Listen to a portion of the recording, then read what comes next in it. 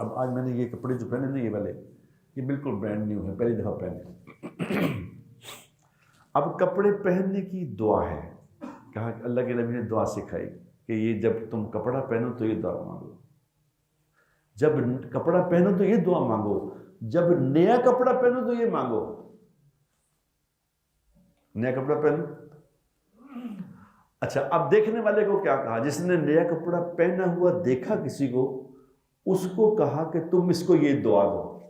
پہننے کی دعا تو بعد میں بتاتا ہوں، پہلے دیکھنے والے کی سن لو، اور اس دعا کو سن کے پھر آپ کو اندازہ ہوگا کہ اس دعا کے پیچھے کیا چھپا ہوا ہے۔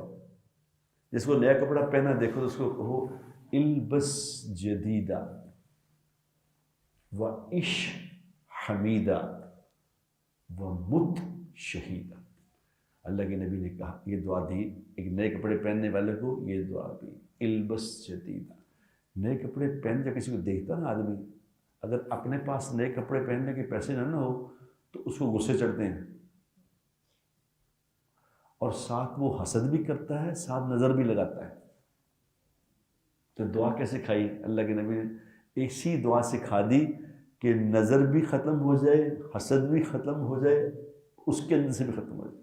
البس جدیدہ، اللہ کرے تو ہمیشہ نئے کپڑے پہنے، وعش حمیدہ، اور اللہ کرے تو بادشاہوں والی زندگی گزارے، بادشاہوں والی زندگی گزارے، ومت شہیدہ، اور جب تجھے موت آئے تو اللہ کرے تو شہید مرے، شہادت نصیب ہو۔ یہ کپڑے نئے پہننے والے کو دیکھ کے یہ دعا سکھائی کہ یہ دعا دیا کرو۔ اب اپنے ایمان سے بتاؤ، جو یہ کسی کو دعا دے دے گا تو اس کے اندر حسد رہ جائے گا؟